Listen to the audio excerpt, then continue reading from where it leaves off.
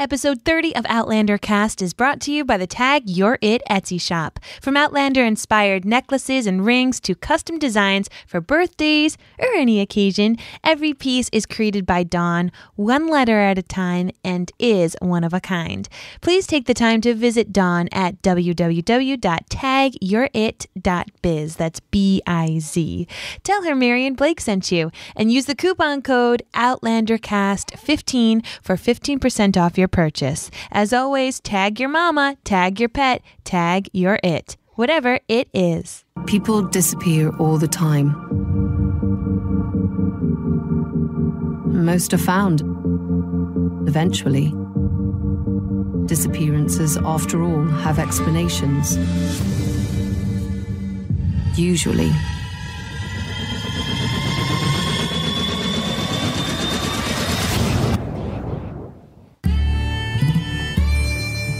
Welcome to Outlander Cast with Mary and Blake. It's a podcast dedicated to the show Outlander on Stars. Sing me a song of a lass that is gone, safe of that lass behind. Mary of soul, she sailed on a day over the sea to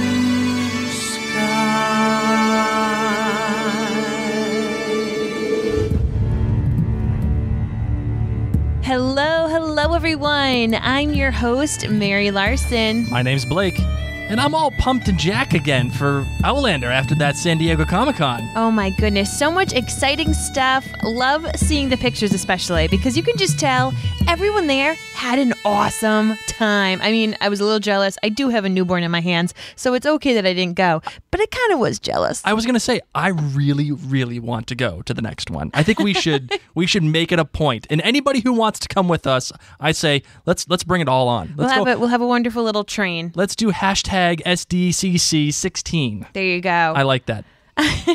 Honestly, we would be there if we didn't have a 6-week-old in my hands right now. And a 2-year-old. Gosh, man. Who's going to watch our kid? Yeah, I don't even know. Nobody wants to watch our kid. Diana Gabaldon would not be able to because she's there. She's there. She can't watch our kid. Who knows? Someone will. Well, nonetheless, yeah, tons of great things seem to be going on with just the energy of Outlander. You know, we, of course, finished this first season. Now they get to go into Comic-Con. There are people with kilts, with bagpipes, tons of interviews, tons of fun things. We've been able to see pictures and get kind of little snippets and sneak peeks about what to expect in season 2. And the best thing about all of this is that they're already filming season 2. Right now, as we speak, as you listen to this right now, it's being filmed. And granted, it is going to be a very long time before a serious Droughtlander. We thought Droughtlander was tough. Oh, wait, I thought we were going with Outlander. With Outlander? I mean, times a million. That's really what it is. It's going to be a long time, but you know what? That means you get to reread the books if you are a book reader like myself, or for Blake, you can just rewatch the seasons. Mm-hmm. You can continue to listen to the amazing work that Bear McCreary has done. I can't wait for his next CD to drop of the second half of this season. And you can listen to interviews like the one that we have today. That's right. Get to where you rewatch the series, you know, while you're sad and you're missing your Jamie and your Claire. You can watch an episode and then say, wait a second. Oh, I get that. That was mentioned in that interview on Outlander Cast by, you know, when Blake, that guy with that funny Boston accent, when he was interviewing Ira. You always got to throw a dig at me, don't you? I love you. Don't you? It's okay.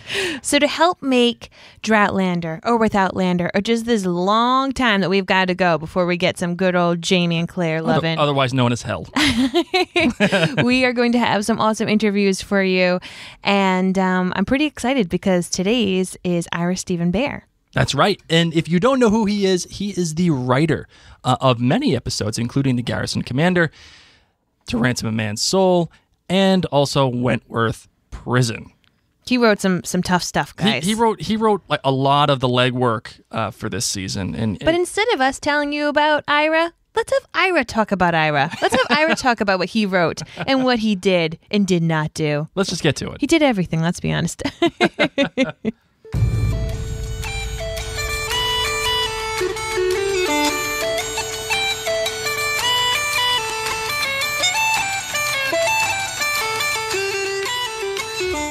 Joining us today is Ira Steven Behr, a television producer and screenwriter, most known for his work on Star Trek The Next Generation, but especially on Deep Space Nine, on which he served as showrunner and executive producer. He was also the executive producer and showrunner on Crash and Sci-Fi's Alphas, but we all know him as a writer and executive producer on our favorite television show, Outlander.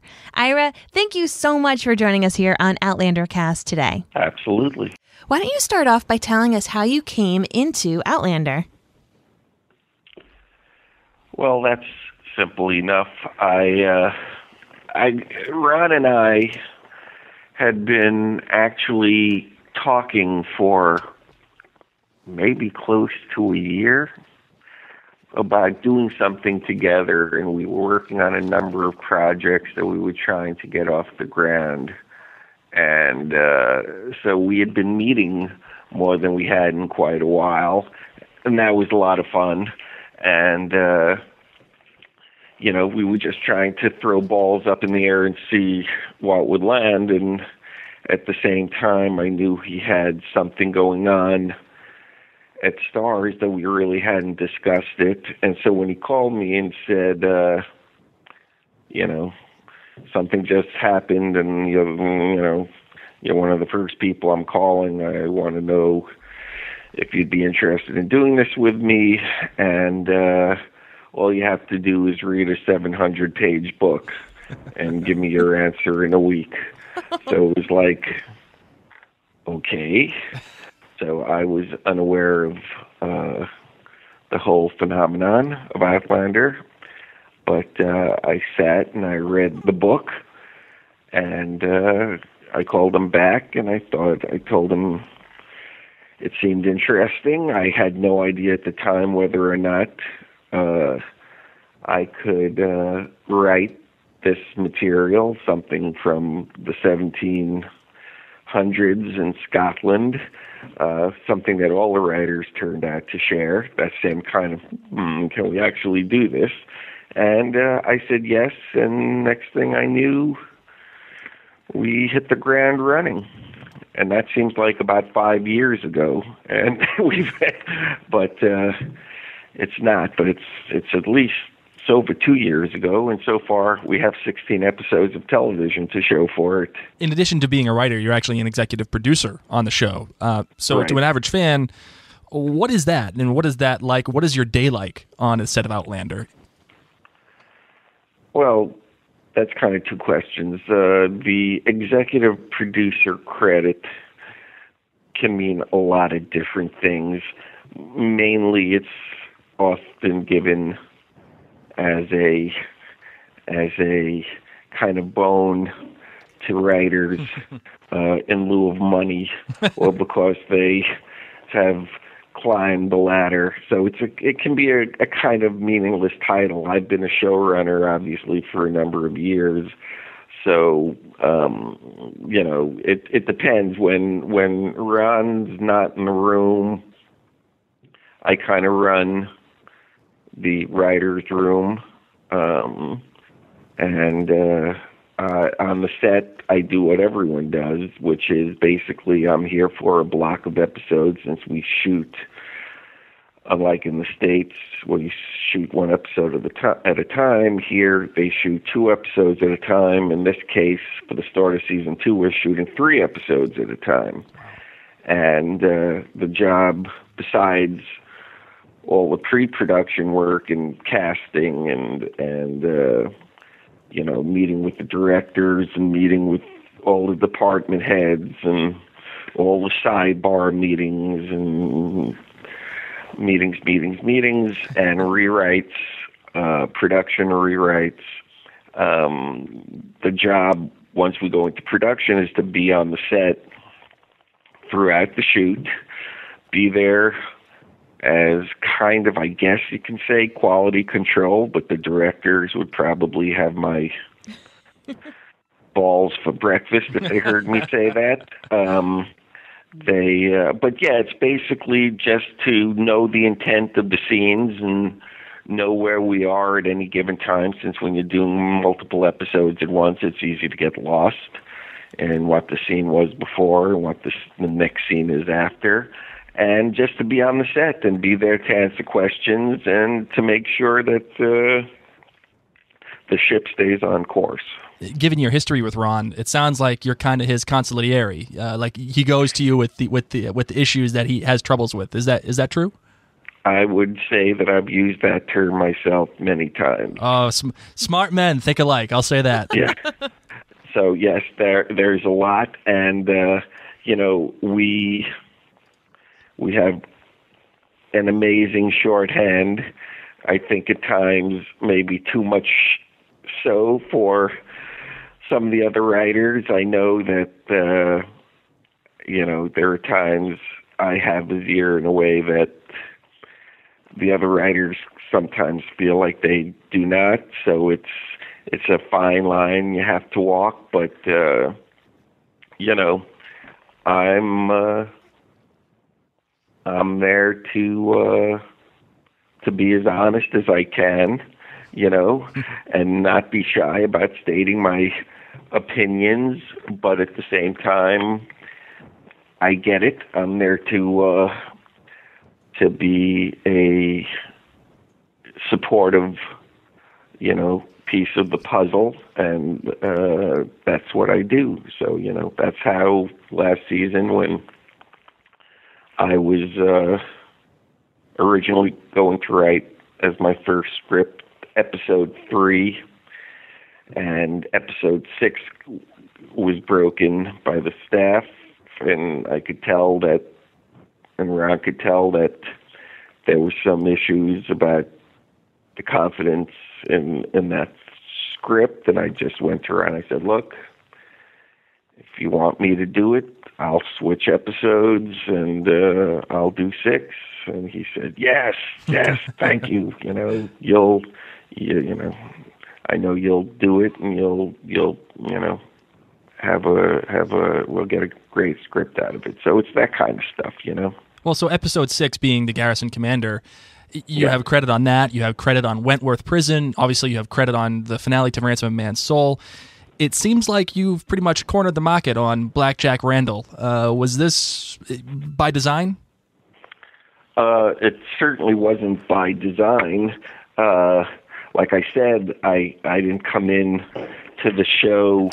The main thing I think that I came in with was the whole Angus Rupert, that relationship, and bringing them as characters in a more upfront way than certainly they were in the books, and that was my thing coming in. And we even went back in episode 1, not episode 1, in episode 2, and added, the Rupert scene, and I was a big proponent of those two characters. Not everyone agreed with that at the beginning.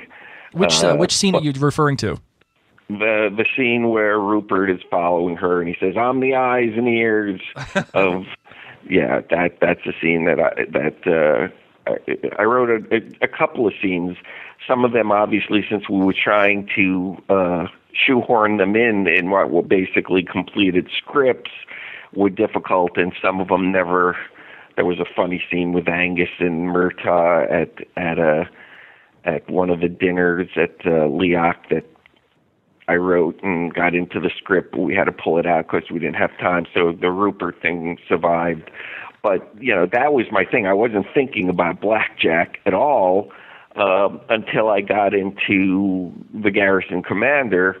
And then knowing that there wasn't much there from the book, there was a very small section of the book and not very detailed except for the punch, it gave me a chance, as Ron said at the beginning, to write basically a one-act play, and that's when I really got into the character and,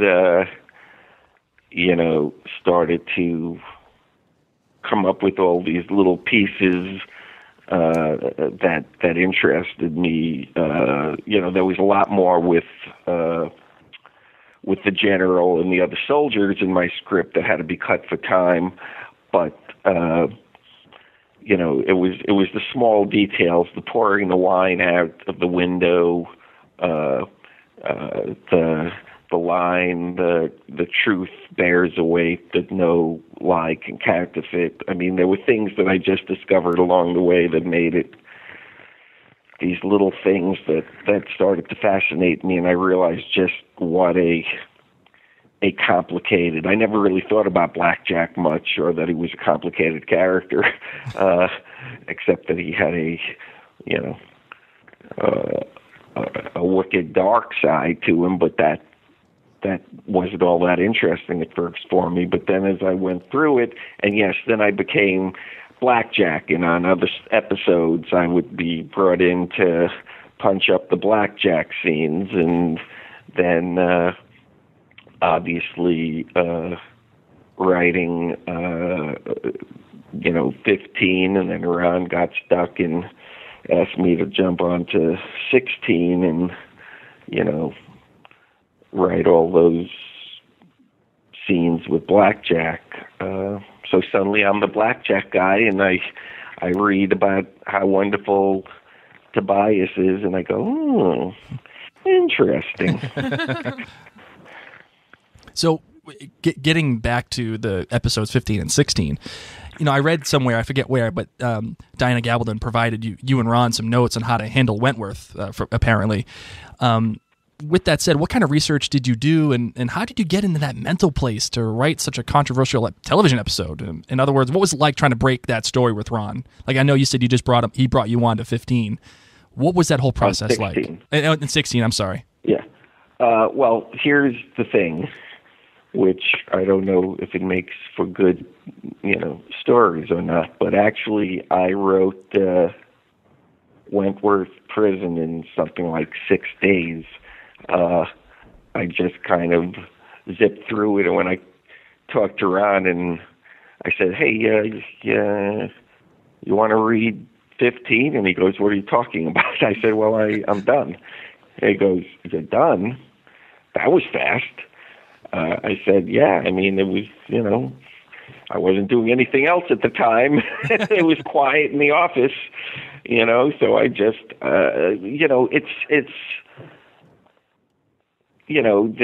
there were things that obviously the book helped with, but again, there were things from the show itself. Now that we had a history with Blackjack, that whole 6 about talking about, how he had made this masterpiece with Jamie, and that connection, his obsession with Jamie, it just, at that point in the season, I had spent so much time thinking about Blackjack that, as I said in other interviews, it was a lot easier to write than actually watch them film. That was very uncomfortable watching it, but the writing of it was just, the characters are rich and interesting. It's an interesting situation. It's a disturbing situation, and it was, once the part of rubbing his face and licking the how does it feel. I always get excited when I feel like there's one line, not necessarily for the audience or the actors, but for me, that kind of sums up the episode for me and what I'm trying to achieve. So when I wrote the line in 15 about what does it feel like to be alive yet wear so much dead flesh, I mean, that line just explained a lot to me. And, that obsession, yes, there's the sexual aspect of it, but the sexual aspect was not as interesting to me because I knew that was going to happen and it was there and people were going to talk about it and blah, blah, blah. But it was getting to there. That's why adding the situation about Blackjack coming to give him an honorable death, that seemed like an important thing to keep Blackjack from being just a a cliched, crazed horror type of villain. I mean, he did have this code of honor that he cared so much about Jamie that the mere thought of him hanging was such a death that was unworthy of him, and he really wanted to give him a worthy death, and if not for the cattle stampede, Ron and I talked it over, and it was like, yeah, without a doubt, he would have killed him. He would have honored his part of the bargain and killed him, because there was no way he could save him at that point. Not that he necessarily even wanted to save him, but so it was, I look back on it, and it's like any script. You get into his zone. You have 0 pages when you go in there. All you have is a blank screen or a blank pad of paper or whatever. And 6 days, 8 days, 10 days, 12 days later, there's 50, 60 pages. And every time I do it, and I've done it a lot, I look back and go, how the fuck did that happen? Where was I when that was going on? Well, it's all a blur. Magic of the process. Well, some people have said that the show went too far with how graphic those scenes were in the last 2 episodes. So what would your response be to that claim? My response is everyone is allowed to have their opinion. The one thing that I find that always leaves me with a kind of quizzical feeling is that, I collect books. I read a lot, all different types of books, lots of fiction. I see a lot of movies. I am a compulsive movie watcher. I watch movies from all times, from the 20s to the 2000s. I watch American films, French films, German films, Italian films, films from all over. And I never judge a movie by, whether I find the contents disturbing or whether I agree with things that people do. It seems like a very simplified way to go about viewing something or reading something. Yes, it's entertainment, and it takes you out of yourself, and it's all that stuff we could talk about for hours about the experience of creation and viewing, and no time for that here. But the idea that there's images that are disturbing, things I don't like, things that make me uncomfortable, that's neither bad nor good. That I never take that into consideration. Is it, is it necessary? Does it work?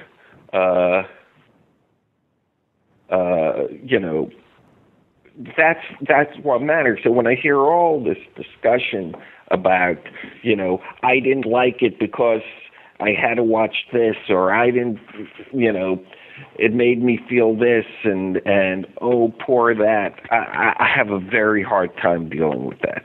There's a lot of things that go on in life, a lot of them good and a lot of them bad.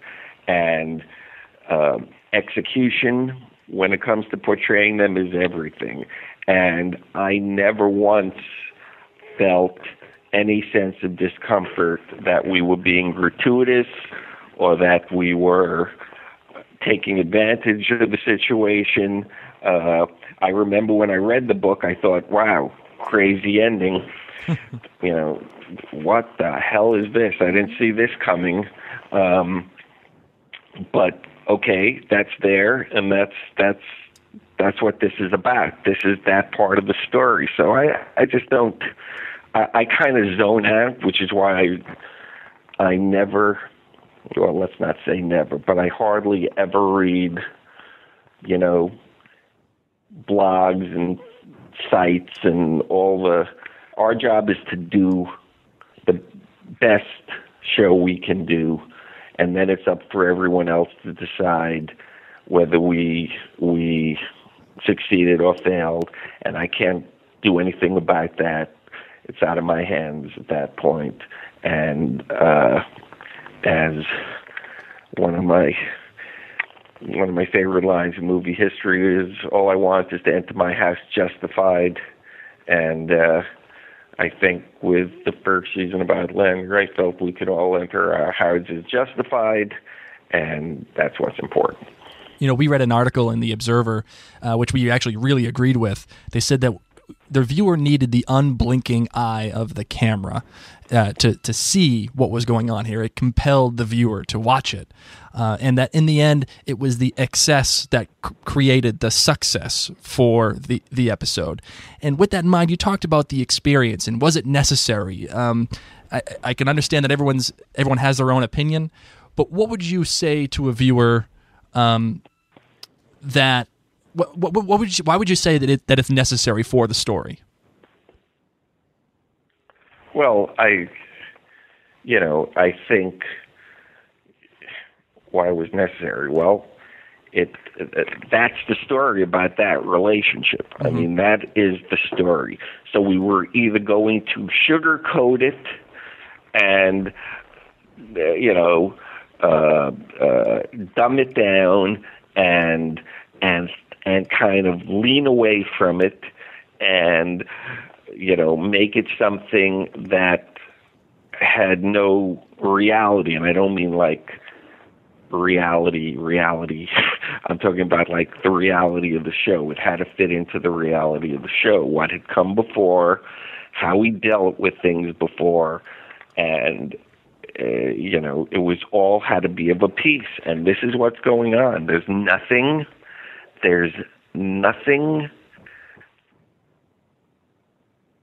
worth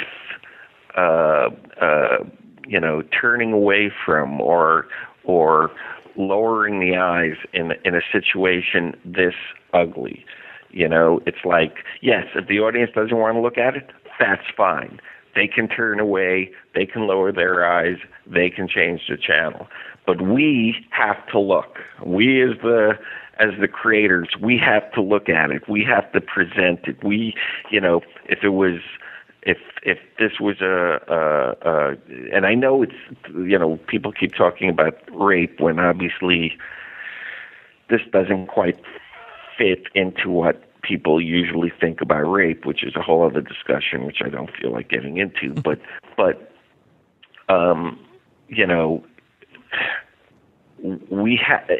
I kept thinking if Jamie was a woman, and this is 2015, and we're doing a show, are we going to be truthful or are we going to lie about it?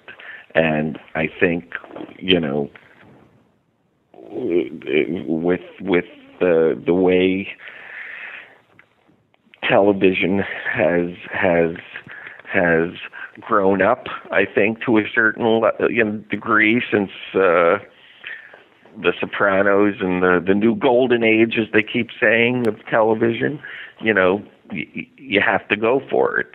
That's the material, and you have to do it. You have to try to make it as honest as possible. And when it just cracks me up because there's so many things we could have done if we really wanted to be, if our whole, if her whole reason was to horrify or to take advantage of the situation, good grief, we could have made it really ugly, and just kept it going and all that kind of stuff. But we did not. I mean, that's not what the intent was. So, that's the story. Diana took it to a dark place. And, dramatically, I think it works very well. In some ways, I think it works. It's focused a little bit more than it is in the books, because in the book, you can digress and you can get into long discussions about this, that, and the other thing and describe this. There's less of that on a TV show. You have less time, and it's just more immediate, and it lives in front of you. So that's what I would say to that person if I was talking to that person and that person wanted to talk to me and actually wanted to hear what I had to say, but that conversation is never going to take place, most likely. Well, we're going to switch It was gears. all make-believe. It was a make-believe conversation with who knows who. It was a good exercise. Let's put it that way. Yeah, that's right. So I wanted to know if there's anything that we saw as viewers in any of these episodes that you had to fight for to make it into the final product. Wow. Are you talking about 15 and 16? Yeah, we can Or stick just- with 15 and 16. Yeah, we can stick with those two. Wow, I got to think about it. Yeah, I mean, If not, don't fret. I just Yeah, didn't know if there was or if anything there- else. or- I mean, there were things, but they're, like the scene in with them in the tavern at the beginning of 15 with Angus and Rupert and the finding out the information. There was a question about whether we needed that or whether the humor was a correct way to go. But at the end, Ron said, "Oh, thank God we had those moments." The ending when they're saying goodbye on the beach and the kind of strange goodbye with Rupert and Angus and Murtaugh, and to me the most poignant moment in the whole show, believe it or not, is them sailing away in that rowboat and Willie standing there alone watching them go. Willie to me is another character who didn't really exist and we almost didn't use, and it was only when we hired Finn that we really realized that this was a character who we could use and be a whole other texture in the show. And he obviously is in love with Claire, though he would never articulate that. And he's this young, very religious kid, and I don't know, there was something him not being able to tear himself away, which I found very emotional, that could have easily been lost. There was one shot that Ron cut that I really wanted to keep in, but he said he blinked, which was in the second rape scene where Jamie acquiesces to Blackjack's advances. There was one long shot that was pretty disturbing, which we're talking about putting into the extras maybe on the DVD that just wasn't even written in, was just something that the actors did on their own, but I thought was really good that I wish we had kept.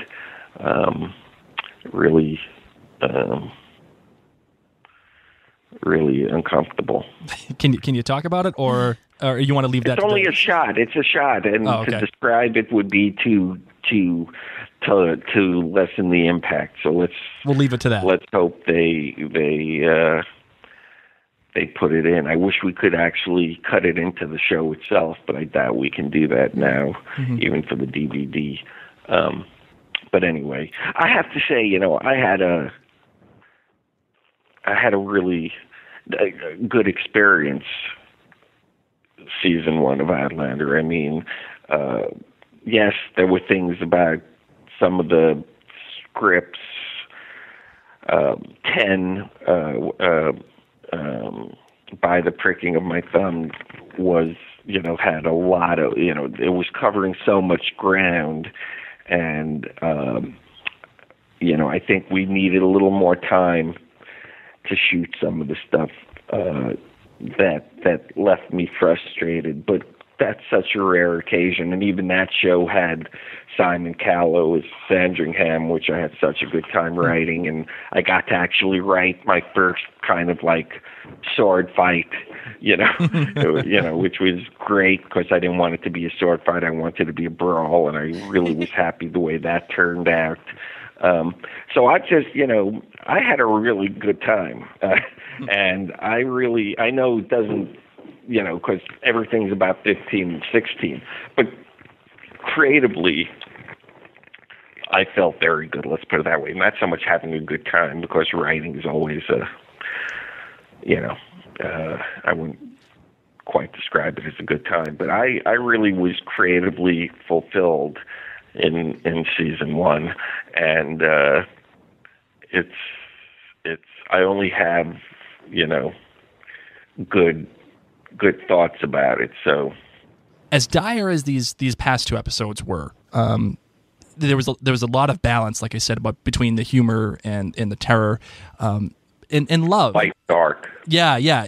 But ultimately, I felt like these episodes were about love. And do you feel that love conquers all in Outlander? I think that the Claire Jamie story is obviously at the heart of the show, and their love story is a pretty great, optimistic love story. Though there are other love stories, the Frank Claire story is pretty damn interesting. And the Murtaugh Jamie story is pretty interesting, and the Angus Rupert story is interesting, and the love-hate between Colum and Dougal is interesting, and the Leary Jamie. There's tons of relationship stories. But yes, I don't know if love conquers all, because the story has barely begun, and these people go through some heavy changes, but I think it's unlike a lot of shows where, in the history of television, where when the couple gets married, it kind of like loses its steam, and what next once they're married, the story seems to end. That's not true with Outlander, and I think that their story continues, and there's a lot of healing that needs to get done. Obviously, there's a lot of changes in store in season 2, but I think ultimately that relationship is something that the fans want to watch, the writers want to write too, and so yes, in spite of all the darkness in the series and all the pain and suffering, emotional, physical, in the series, I think ultimately it's an extremely positive story, about love, like you said.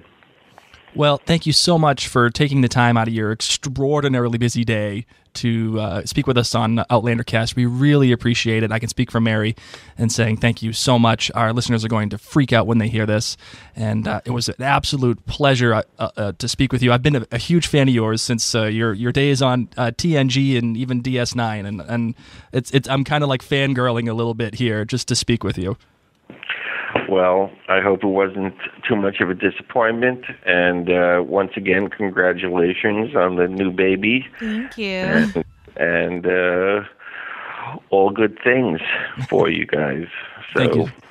And all good things for you. I know that, as we said, you're starting off, you're doing all of the filming over there in Scotland already, and with your long nights. So we wish you the best and lots of good coffee. Okay. Thanks a lot, guys. Wow. Thank you once again, Ira, for joining us. What an awesome guy. He is amazing. And you know what? I love the fact that he had something to say to all the detractors of episodes 15 and 16. They're saying that it went too far, and it didn't go too far. Well, everyone is entitled to their own opinion, in my perspective. I agree, but his answer and his reasoning was, listen, this was part of the story. It was part of it. Whether you like it or not, it was part of the story. And we either could accept it and take the challenge and move forward with it, or we could back away. Well, and that's the thing, is that everyone's entitled to their opinion about if they were comfortable or enjoyed seeing that, or if they thought it was appropriate. But you really got to hear why it was in there from the person who got to help make that decision's lips. The guy who wrote it. So, whether someone felt it was needed or not, I was telling you that it was his job and he wrote it, and there's why. And I'm so happy that we got to hear why. Yeah, and he did the best that he could. And obviously, a lot of thought went into it, and a lot of pressure, I think, was built up because of it. The other funny thing I love about this is that he was not brought on to necessarily write the character Blackjack Randall. He was mainly brought in to give the comedic element to Rupert and Angus. And he just somehow grasped the idea of Blackjack Randall in the meantime. Love it. All three of those guys, such big personalities. Mm-hmm. And obviously we need Blackjack Randall for the protagonist, but the antagonist, here I am saying meaning for Jamie to have an antagonist. Go. I had a full, beautiful sentence in my head, and then I remembered I had mom brain. For the protagonist to have his conflict. And of course, Angus and Rupert for the lovely comedic effect. You know what they really reminded me of? They reminded me of C-3PO and R2-D2. Especially in that last scene, when there's the boob grab.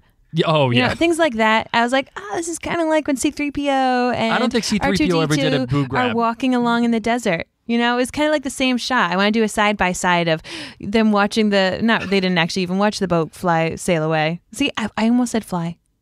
I need to stop having children. This is what happens. Your brain, your brain on drugs. The last time I checked, they never did a boob grab in Star Wars. I hope not. I'm still wrestling with that ending, by the way, with the boob grab. I'm still wrestling with the idea that it went a little too far. Like, it seemed out of place.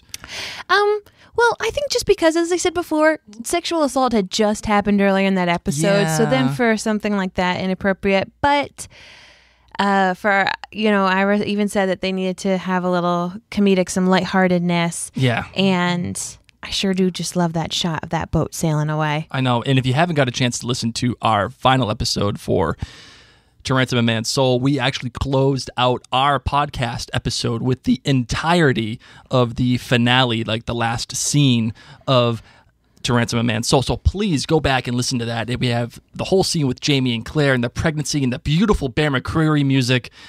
It was really awesome. It was such a great treat. I'm really happy that we came up with that idea. Oh, you're such a smart man. Well, wicked smart. I'm not smart right now. I've got mom brain. All right, my love. Thank you, everyone. Yeah, this was just great. What do you say? You want to close out the show? Yeah. All right, let's do that.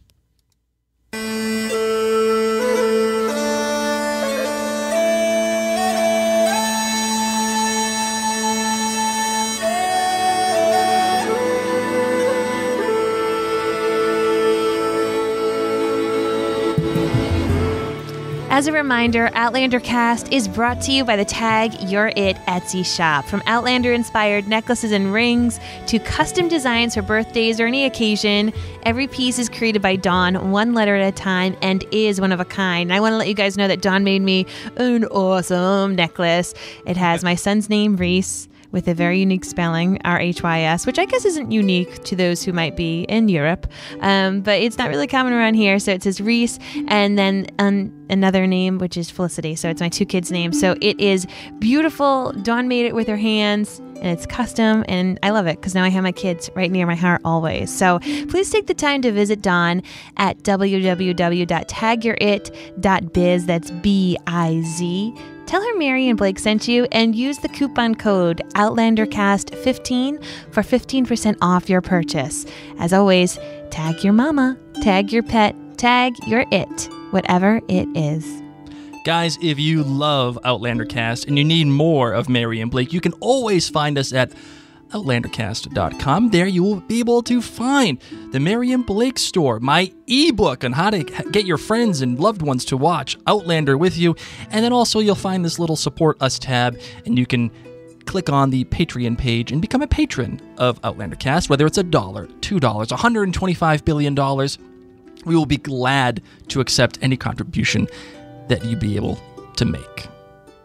And if you want to stay in touch with us during Dratlander with Outlander, or hell, as Blake likes to call it, you can reach out to us. We are on Facebook, Twitter, Instagram, and sometimes Tumblr, but I'm not really good at Tumblr. I don't understand GIFs, guys. I'm sorry. I'm trying. Anyway, our handles on all social media platforms are the same. It's Outlander Cast, just one word. Oh, another thing, too, is that all of our episodes now are on YouTube. Every single one of them, not only just for Outlander Cast, but for all of our Tall Mom Media projects, like our Parent Cast and the Living Reminders, and everything that we do is on YouTube now. So please go to YouTube and search Tall Mom Media, and you will find every single episode that we do. And not to mention this, Mary and I are going on a big trip. We are going on a huge trip to the podcast movement in Fort Worth, Texas. So if any of you are in Fort Worth, Texas, please send us an email. We'd love to get together and have a drink, meet up, say hi, hang out, kibitz, and go through hell together. What do you think? Oh my gosh. And you can meet Felicity because she's coming along for the ride. Well, thank you all so incredibly much for tuning in, and thank you once again to Ira. We had a great time interviewing him. As always, my friends, I'm Mary. My name's Blake. And you've been listening to Outlander Cast.